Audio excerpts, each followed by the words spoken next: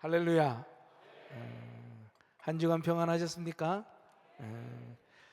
우리가 지난주 하나님을 사랑하기 위해서 힘들지만 포기하고 순종하는 것이 있어야 된다라고 말씀을 드렸는데, 어떻게 한 주간 포기할 거 포기하고 순종할 거 순종하셨습니까? 그 응답하신 분들 하나님께서 기뻐 받으실 줄로 믿습니다. 오늘 하나님을 사랑한다는 것은 그 마지막 시간입니다. 어떤 남편이 있었습니다. 이 남편은 밖에서는 애처가로 소문이 난 남편이에요.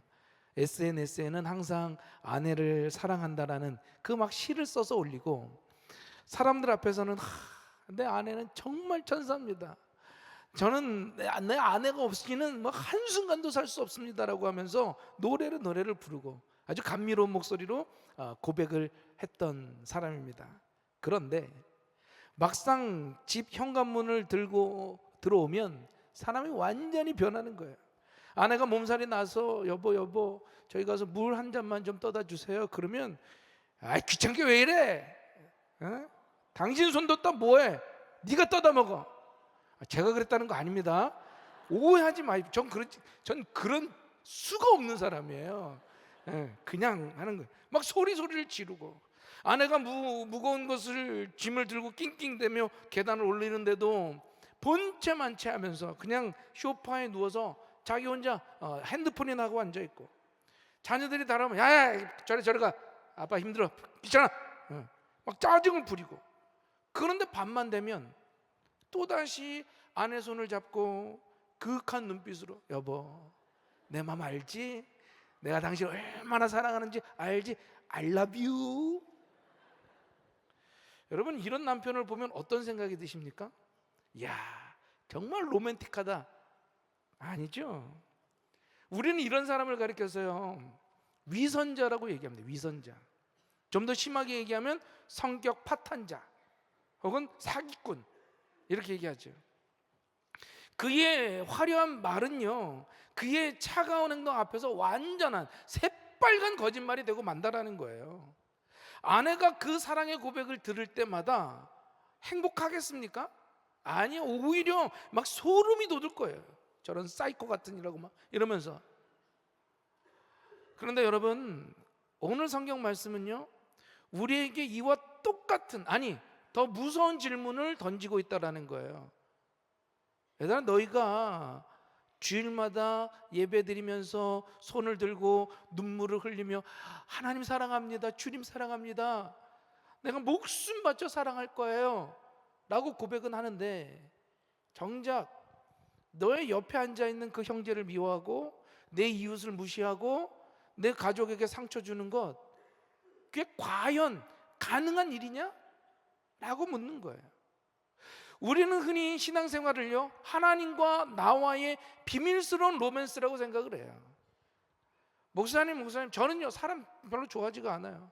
그 인간관계에서 그 상처만 되고요, 아유 저는 사람 싫습니다. 그러나 저는 하나님을 너무 좋아해요. 저는 하나님과만 잘 지내고 싶어요. 얼마나 그럴듯하게 보입니까? 오히려 영적인 것처럼 보이기도 하죠. 그러나 오늘 하나님의 말씀은요 단호하게 얘기하고 있다는 거예요. 야, 아니다, 야 너 그거 불가능한 일이다, 야 그거도 거짓말이야, 거짓말.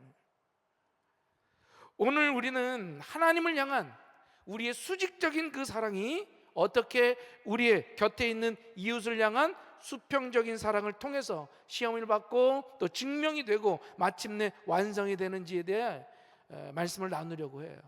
바라기는 오늘 말씀을 통해서 하나님 사랑의 그 최종 시험대를 잘 통과해서 하나님을 진짜로 사랑하는 저와 여러분이 될 수 있기를 주님의 이름으로 축원합니다. 첫 번째, 이웃을 사랑한다는 것이 하나님을 사랑하는 것이에요. 이웃을 사랑하는 것이. 마태복음 22장에 보면 한 율법사가 예수님께 와서 아주 도발적인 질문을 하죠. 예수님 이 계명들 중에서 어떤 게 최고입니까? 어느 계명이 가장 큽니까? 당시 유대인들에게는요 613개의 율법이 있었는데요, 그들은 이것을 중요도에 따라서 이렇게 나누는 걸 굉장히 좋아했어요. 순위를 매기는 걸 너무너무 좋아했어요. 그래서 예수님께도 똑같은 질문을 하고 있는 거예요. 그런데 예수님께서 우리가 잘 아는 신명기의 쉐마의 말씀을 인용해서 대답하시죠. 너의 마음을 다하고 목숨을 다하고 뜻을 다해서 주 너의 하나님을 사랑하라 하셨으니 이것이 크고 첫째 되는 계명이다. 여기까지는 율법사들도 예상을 했을 거예요. 그런데 예수님이 여기서 멈추시지 않고 물어보지도 않은 하나의 대답을 더해 주십니다. 두 번째 계명을 굳이 반드시 덧붙이더라는 거예요. 그게 바로 오늘 본문 말씀 39절이에요. 제가 읽어드릴게요. 둘째도 그와 같으니 내 이웃을 내 자신과 같이 사랑하라. 여러분, 여기서 우리가 주목해야 될 정말 중요한 단어가 하나 있습니다. 바로 그건 그와 같으니라는 거예요. 따라해 볼까요? 그와 같으니. 더 크게 그와 같으니. 자, 이 단어는요 헬라어 원어로 호모이아라고 얘기하는데 이건 단순히 A와 B가 비슷한 것이다 혹은 유사하다라는 정도의 뜻이 아니에요. 본질적으로 동일하고 아예 같은 종류다, 아니면 같은 뿌리에서 나왔다라고 하는 강력한 의미를 가지고 있습니다. 그와 같다라는 것. 즉 예수님은요 이걸 이렇게 말씀하시는 거예요. 야, 첫째 계명 하나님 사랑, 그리고 둘째 계명 이웃 사랑, 이거는 순서만 1번 2번 다른 거지 본질적으로는 하나라는 거예요. 이 둘은 서로 뗄래야 뗄 수 없는 동전의 양면과도 같은 것이다 라고 말씀하신 거예요. 여러분, 앞면만 있는 동전이 있습니까? 없어요. 앞면이 있으면 반드시 동전의 뒷면도 있어야 돼요. 그게 진짜 동전이죠. 마찬가지로 하나님 사랑과 이웃 사랑은요 분리될 수가 없는 줄로 믿습니다. 나무를 한번 비유해 볼까요? 하나님 사랑은요 뿌리와 같아요. 보이지 않는 땅속 깊은 곳에서 양분을 끌어당기는 그런 뿌리. 그리고 이웃 사랑은요 나무에 맺히는 열매라고도 얘기할 수가 있어요. 자, 뿌리가 튼튼한데 열매가 없다? 여러분, 그건 죽은 나무거나 병든 나무겠죠. 반대로 뿌리가 없는데 열매가 주렁주렁 달렸다? 여러분, 그건요 크리스마스에 장식하는 가짜 플라스틱 열매 같은 거예요. 진짜가 아니라고요. 우리는 자꾸 신앙을 분리하려고 해요. 이분법에 빠지는 거죠. 예배당 안에서의 신앙은 거룩하고 직장이나 가정에서의 삶은 이건 세속적인 것이다 라고 나눠요. 그래서 하나님을 사랑하는 것은 대단히 영적인 일이고 이웃을 돕는 건 이건 윤리적인 것, 등급을 이렇게 매기는 거죠. 그래서 하나님 사랑에는 막 목숨을 걸고 하는데 이웃을 돌보는 것에 대해선 소홀할 때가 많아요. 그러나 예수님께는요 하나님 사랑과 이웃 사랑이 절대 다른 것이 아니었어요. 하나였어요. 여러분 생각해 보세요. 자, 제가 의사라고 칩시다. 자, 의사예요. 막 의학 지식이 백과사전 수준이 어마어마해요. 밤새도록 의학 논문을 읽고요 연구를 합니다. 그런데 환자를 내가 싫어하는 거야. 환자가 오면 막 더러 저 냄새나, 절로 가. 이게 소독약만 칙칙칙 뿌리는 거예요. 절로 가 더러워 이러고. 내가 의사인데. 여러분, 그 사람이 훌륭한 의사입니까? 아니죠. 의학을 사랑하는 것 아니에요. 의학의 본질이 뭐예요? 생명을 살리는 것이잖아요. 사람을 사랑하지 않는 의학은 가짜라는 거예요. 가짜.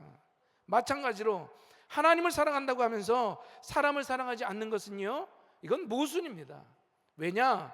하나님이 그 사람을 사랑하시기 때문인 거예요. 하나님은, 명심하세요, 하나님은요 나만 사랑하시는 게 아닙니다. 지금 내 옆에 있는 그 사람, 혹은 때로는 꼴 보기 싫은 저 사람, 이거 손가락 그거 아니에요? 저 사람, 그 사람을 위해서도 하나님은 당신의 아들을 십자가에 못 박으셨다라는 거예요. 내가 사랑하는 대상, 그 하나님이 목숨보다도 아끼는 그 존재, 이웃을 내가 미워하면서 어떻게 그 대상을 사랑한다고 얘기할 수 있겠느냐라는 거예요.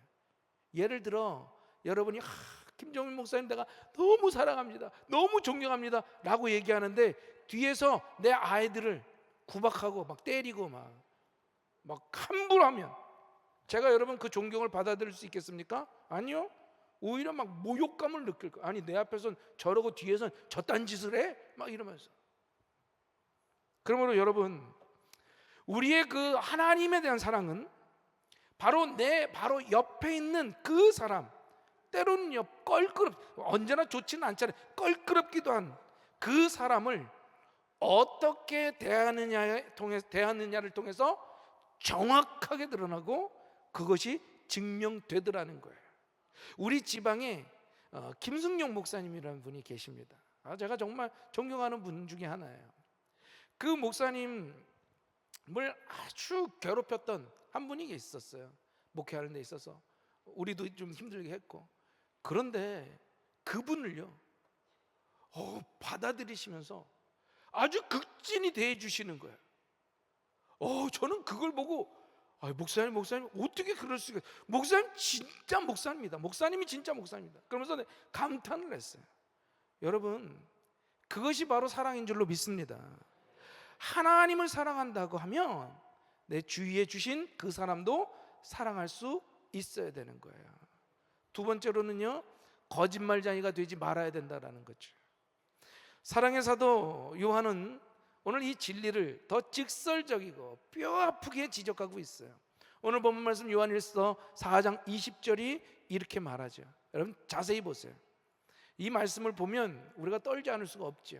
읽어드릴게요. 누구든지 하나님을 사랑하노라 하고 그 형제를 미워하면 이는 거짓말하는 자니, 보는 바 그 형제를 사랑하지 아니하는 자는 보지 못하는 바 하나님을 사랑할 수 없느니라. 명확한 논리로 우리가 빠져나갈 수가 없는 거예요. 먼저 전제가 뭐예요? 당신 눈에 보이지 않는 하나님을 사랑한다 그러지? 그런데 현실은 어때? 당신의 눈에 보이는 형제를 미워하고 사랑하지 않고 있어. 그러므로 당신의 주장, 하나님을 사랑한다는 주장은 이건 100% 거짓말이다 라고 얘기하고 있는 거예요. 성경이 점잖게 아직 뭐 사랑이 좀 부족하군요 라고 말한 게 아니라 거짓말장이라고 과격하게 얘기한 이유가 뭘까요? 상식적으로 생각해 보라는 거예요. 눈에 보이고 만질 수 있고 대화할 수 있는 형제를 사랑하는 것이 쉽냐? 아니면 눈에 보이지 않고 만질 수 없는 그 영이신 하나님을 사랑하는 것이 쉽냐? 원래는 눈에 보이는 사람을 사랑하는 게 더 쉬운 일인 거예요. 눈에 보이지 않는 하나님을 사랑하는 게 더 어려운 일이라고요.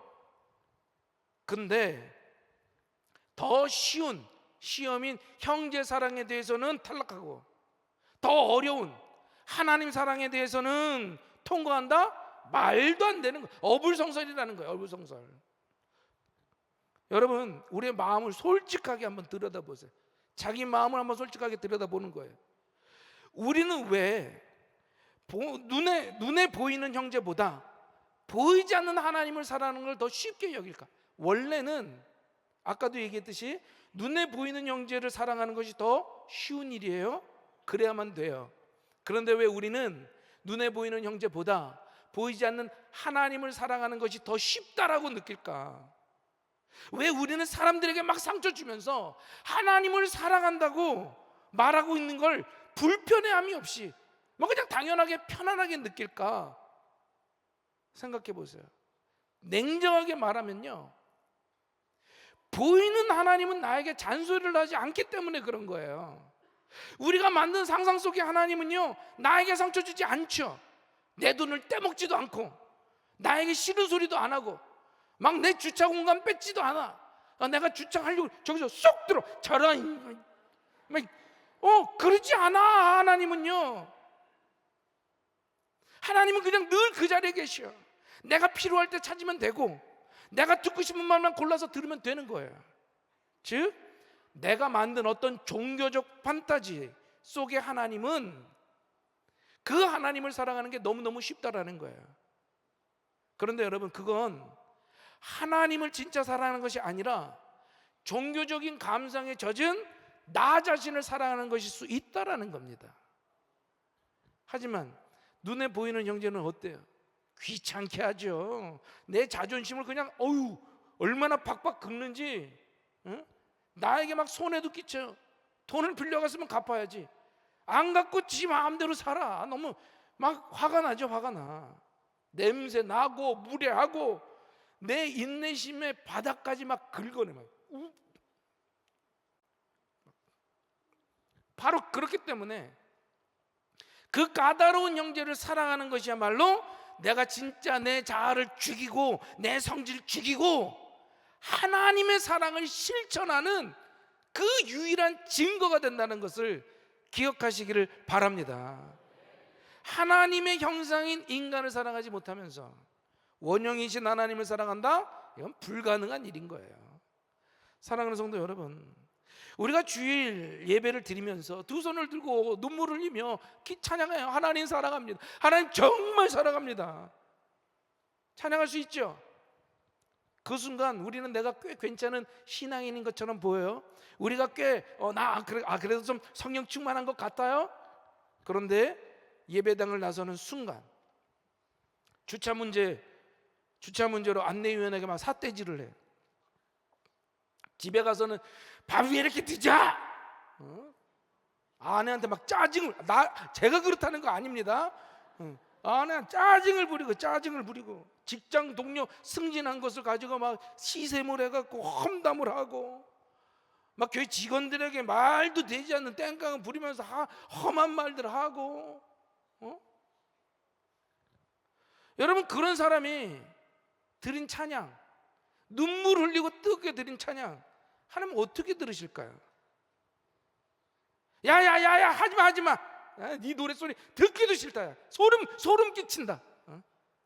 그건 소음이고 거짓말.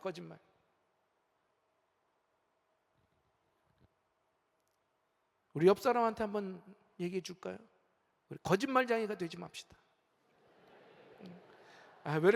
왜 이렇게 주눅 들으셨어? 솔직히 우리 모두가 다 여기에 뭐 그렇게 자유롭지 못하죠. 우리 참 죄인이죠. 그래도 한번 다시 해주세요. 우리 거짓말쟁이가 되지 맙시다. 그래요. 우리의 배우자를 향한 우리의 태도, 자녀들을 향한 그 인내, 마음에 들지 않는 교인들을 향한 그 시선, 직장 상사를 향한 그 언어, 손님들에 대한 태도, 여러분, 그것이 지금 나의 영적인 현 주소라고 하는 거예요. 바라기는 우리 거짓말쟁이 되지 말고 진짜 몸부림쳐서 하나님 사랑을 드러내는 모두가 되기를 주님의 이름으로 축원합니다. 마지막으로, 그러면 어떻게 이웃을 우리가 사랑해야 될까라고 하는 겁니다. 여러분, 내 힘으로는요 도저히 저 사람 사랑할 수 없어요. 용서할 수 없죠. 어떻게 해야 되느냐? 이 질문에 대한 위대한 대답이 누가복음 10장에 선한 사마리아인에 대한 비유를 통해 우리에게 말해주고 있어요. 우리가 읽지 않았지만 여러분 꼭 집에 가셔서 이 10장, 누가복음 10장을 꼭 읽으시기를 바랍니다. 이러면 안 돼. 읽을 거야 내가. 그러면 여러분 집에 가셔서 요 꼭 선한 사마리아인에 대한 비유를 꼭 읽으시기를 바랍니다. 말씀을 듣고 읽으면 좀 달라 보일 거예요. 자, 한 율법 교사가 예수님께 말하는 거죠. 예수님, 내 이웃이 도대체 누굽니까? 사랑하라고 하셨는데, 그 이웃을 사랑하라고 하셨는데 그 이웃이 누굽니까? 여러분, 이 질문은 아주 불순한 질문이에요. 그는요, 내가 사랑할 대상의 범위를 정해달라는 거죠. 예수님 좀 선을 좀 그어주세요. 내 가족까지입니까? 아니면 내 민족, 내 친구까지입니까? 같은 민족까지입니까?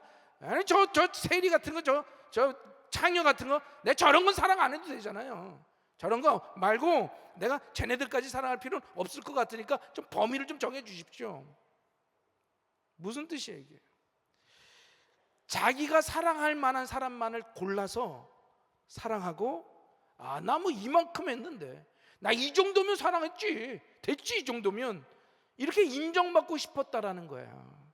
그런데요, 예수님은요 선한 사마리아 비유를 통해서 이 질문을 완전히 뒤집으셨다라는 거예요. 예수님 말씀하십니다. 어떤 사람이 예루살렘에서 여리고로 가다가 강도를 만났어. 옷이 벗겨지고 거의 죽게 되었단다. 피를 흘리며 쓰러져 있었어. 그런데 그때 제사장이 지나가는 거야. 종교 지도자지. 하나님을 가장 사랑하는 사람일 거다. 근데 그를 보고 그냥 지나치더라고. 잠시 후 레위인도 지나간다. 레위인 성전 봉사자지. 그런데 그도 그 쓰러진 그 사람을 피해서 그냥 지나갔어. 여러분, 이 사람들이 왜 도망갔을까? 제사장이나 레위인이 왜 도망갔을까요? 그 사람들이 나쁜 사람에서 도망갔을까요? 아니에요. 그들은요, 종교적인 명분이 있었다고요. 율법의 시체를 만지면 부정해져서 제사를 지낼 수가 없었어요. 그러니 제사를 지내야 되고 성전 봉사를 해야 되는데 그거 만질 수 없으니까 피한 거죠. 자기들 나름대로의 명분이 있었다고요. 그런데 그들은 하나님 사랑, 그 제사라고 하는 핑계로 이웃사랑, 생명을 저버린 겁니다. 안타깝게도 그들은 죽어가는 사람을 사랑하기보다 자기의 종교적인 정결이 더 중요했던 이기적인 사랑이었다라는 거예요. 이기적인 사랑. 그런데 그 당시 유대인들이 개 취급을 했던, 아주 멸시했던 사마리아인은 달랐어요. 성경은 그가 강도 만난 자를 보고 불쌍히 여겼다라고 얘기하는데 이 단어의 뜻은요, 원래 그 창자가 끊어지는 고통이었다는 거예요. 창자가 끊어지는 아픔. 머리로 계산한 게 아니에요. 고통당하는 사람을 보니까 그냥 막 내장이 뒤틀리는 아픔. 예수님이 영혼들을 바라보시면서 여겼던 그 마음이 생긴 거예요. 멈추었었죠. 상처를 싸매고 자기 짐승에 태우고 여관으로 데려가서 밤새도록 돌봐줘요. 그리고 떠나면서 여관 주인에게 2데나리온을 주면서, 자, 내가 더 들면 나중에 와서 더 줄 테니 이 환자를 좀 치료해 달라고 부탁까지 해요. 그는 자기의 시간, 자신의 물질, 자신의 에너지를 다 쏟아부었죠. 손해를 다 감수했습니다. 이 비유를 마치신 예수님께서 율법 교사에게 다시 묻는 거예요. 그런데 놀랍게도 질문이 바뀝니다. 누가복음 10장 36절이에요. 잘 보세요. 내 생각에는 이 세 사람 중에 누가 강도 만난 자의 이웃이 되겠느냐? 여러분, 이 말씀이 기가 막힌 말씀이에요. 자, 율법 교사는요 물은 거예요. 내 이웃이 누굽니까? 이 대상에 대해서 물었어요. 대상에 대해서 내 이웃이 누군가? 그런데 예수님은요 그것을 말해주신 것이 아니라 누가 이웃이 되어 주겠느냐라는 거야. 주체를 물으셨다라는 거죠. 여러분, 이게 무슨 말이냐? 예수님의 핵심이 이거예요. 이웃은 네가 마트에 가서 물건 고르듯이 이 사람은 내 스타일, 저 사람은 내 스타일 아니고, 이 사람은 사랑해주고 저 사람은 아니야, 이게 분류하는 대상이 아니라는 거예요. 하나님이 너의 삶의 길목 가운데 보내주신, 지금 너의 도움이 필요한 바로 그 사람에게 네가 다가가서 이웃이 되어 주는 것, 이것이 바로 사랑이다 말씀하신 줄로 믿습니다. 이웃사랑은요 명사가 아니라 동사인 거예요. 내 삶의 현장에 하나님이 보내주신 그 사람, 지금 내 옆에서 울고 있는 그 사람, 지금 내 도움이 필요한 바로 그 사람, 그 사람에게 내가 가까이 나아가서 기꺼이 손을 내미는 거. 그 사람이 어떤 민족인지, 그 사람이 어떤 능력이 있는지 없는지, 내가 싫어하는지 미워하는지 좋아하는지, 이거 중요하지 않은 거예요. 하나님의 형상으로 지음받은 그 한 사람의 고통 앞에서 내가 다가가서 나의 것을 기꺼이 내어주는 행동, 그것이 바로 하나님의 사랑을 완성하는 이웃 사랑인 줄로 믿습니다. 오늘 여러분의 도움이 필요한 그 한 사람은 누굽니까? 거창하게 여러분, 아프리카 난민 이런 거 생각하기 전에 여러분의 가정을 먼저 한번 돌아보세요. 따뜻한 말 한마디가 필요한 그 지친 아내입니까? 격려가 필요한 어깨가 축 처진 여러분의 남편입니까? 아니면 용서가 필요한 부모님이십니까? 아니면 교회 안에 아무도 말 걸어두지 않아서 그저 혼자서 외롭게 앉아있는 그 지체입니까? 혹은 직장에서 매일 실수한다고 구박을 받고 있는, 주눅 들어있는 그 부하 직원입니까? 바로 그 사람이 하나님께서 당신의 사랑이, 여러분의 사랑이 진짜인지 아닌지 증명하라고 보내주신 거룩한 시험지인 줄로 믿습니다. 여러분, 이 시험 앞에서 여러분 어떻게 하실 겁니까? 이제 말씀을 마치려고 해요. 우리가 4주 동안 하나님을 사랑한다는 것은 이라는 주제로 하나님을 사랑하는 법을 배웠죠. 이건 결코 추상적인 어떤 신학 이론이 아니에요. 우리는 먼저 우리를 향한 그 하나님의 그 무조건적인 그 아가페의 그 사랑의 바다에 깊이 빠져야 된다는 거예요. 그 사랑에 감격하면 우리의 마음과 뜻과 힘을 다해서, 즉 우리의 전부를 다해서 하나님께 드리기로 결단이 되죠. 여러분, 적당히 드리는 것은요 사랑이 아니에요. 그리고 그 결단은 반드시 내 고집을 꺾는 순종과 내 삶을 전체로 드리는 예배로, 우리의 삶의 연장으로 증명이 되는 거예요. 그리고 그 모든 사랑의 진실성은 마침내 내 곁에 있는 그 한 사람을 사랑하는 그 구체적인 행동을 통해서 완성되고 확증되는 줄로 믿습니다. 사랑하는 성도 여러분, 오늘 여러분 앞에 있는 이 십자가를 한번 보세요. 십자가는요 수직 막대기와 수평 막대기가 만나서 이루어지는 거죠. 하나님을 향한 이 수직적인 사랑과 이웃을 향한 수평적인 사랑이 만나는 그 교착점에 진정한 기독교의 생명이 꽃피게 되는 줄로 믿습니다. 여러분, 수직만 있고 수평이 없으면 그건 그냥 기둥일 뿐이에요.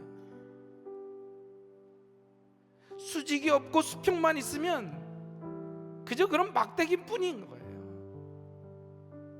수직적인 사랑과 수평적인 사랑이 만나 십자가가 되고, 그 십자가의 사랑이 우리를 변하게 하는 진정한 사랑인 줄로 믿습니다.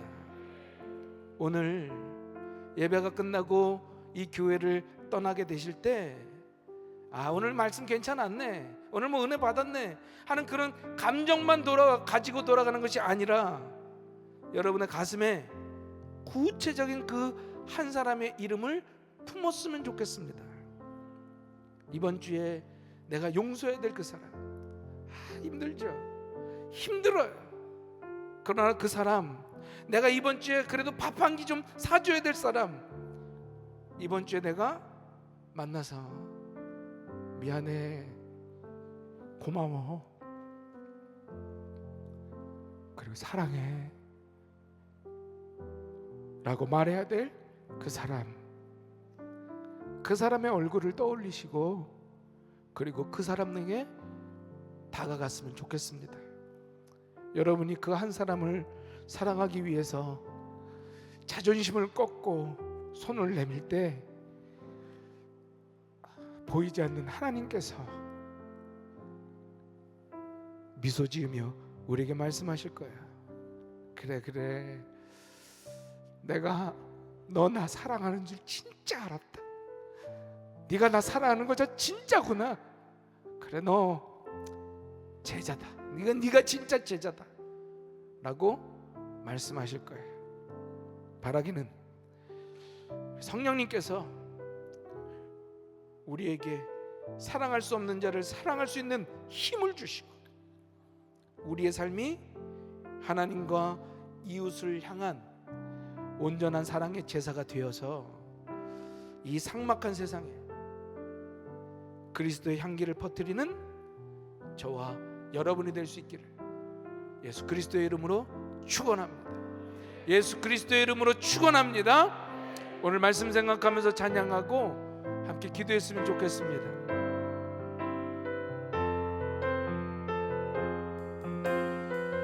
아버지 당신의 마음이 있는 곳에 나의 마음이 있기를 원해요. 아버지, 당신의 눈물이 고인 곳에 네요. 아버지, 당신이 바라보는 영혼에게 나의 두 눈이 향하길 원해요. 아버지, 당신이 울고 있는 어두운 땅에 나의 두 발이 향하길 원해요. 나의 마음이 아버지의 마음 알아. 내 모든 뜻 아버지의 뜻이 될 수 있기를. 나의 온 몸이 아버지의 마음 알아. 내 모든 삶 당신의 삶 되기를. 나의 마음이 아버지의 마음 알아. 내 모든 뜻 아버지의 뜻이 될 수 있기를. 나의 몸이 아버지의 마음 알아. 내 모든 삶 당신의 삶 되기를. 하나님을 향한 사랑은 반드시 이웃 사랑으로 이어져야 됩니다. 이웃에 대한 사랑은 하나님을 사랑하는 그 기준이 없으면 그 이웃 사랑은 거짓이 됩니다. 여러분의 눈앞에, 여러분의 인생의 길 앞에 하나님이 보내신 그 사람, 여러분 얼마나 사랑하고 있습니까? 율법 교사처럼 이 사람은 사랑하고 이 사람은 사랑 안 해도 되고, 우리가 판단하고 재단해서 그저 선택적으로 골라놓고 있지는 않습니까? 그리고 내가 사랑했어, 난 사랑했어 라고 얘기하고 있지 않습니까? 여러분, 용서해야 될 사람은 누굽니까? 정말 힘들죠. 정말 죽을 것 같이 힘들죠. 그 사람 생각만 해도 이가 갈리고 잠 못 들게 만드는 그 사람, 그래 용서하셔야 됩니다. 용서해야 자유가 생겨요. 용서해야 내가 하나님을 사랑한다는 것이 진짜가 된다고요. 저는 이 시간 여러분이 그 사람을 사랑하고 주어진 그 이웃을 사랑했으면 좋겠습니다. 그리고 한 가지, 우리 저 북한 그 형제들을 위해서 기도해야 되겠습니다. 이 땅에서는 인권이니 뭐니 하면서 사람이 먼저다라고 얘기하면서 저 북한에 고통받고 있는 그 사람들은 외면하고 있는 그 어처구니 없는 일들이 있지 않습니까? 여러분, 우리가 하나님을 사랑한다면 지금 살아서도 지옥이요 죽어서도 지옥 가야 할 그 영혼들을 바라보고 안타까운 마음으로 기도해야 될 줄로 믿습니다. 하나님, 저 북한 공산주의 정권이 무너지게 하여 주시옵소서. 그래 그들에게도 자유를 주시고 복음을 주시고 마음껏 예배하는 날이 오게 하여 주시옵소서. 그 사랑, 북한 정권이 무너지고 복음으로 통일되는 것이 그 사랑인 것이. 우리 이 시간에 다 함께 주여 한번 부르짖고 간절히 기도합시다. 주여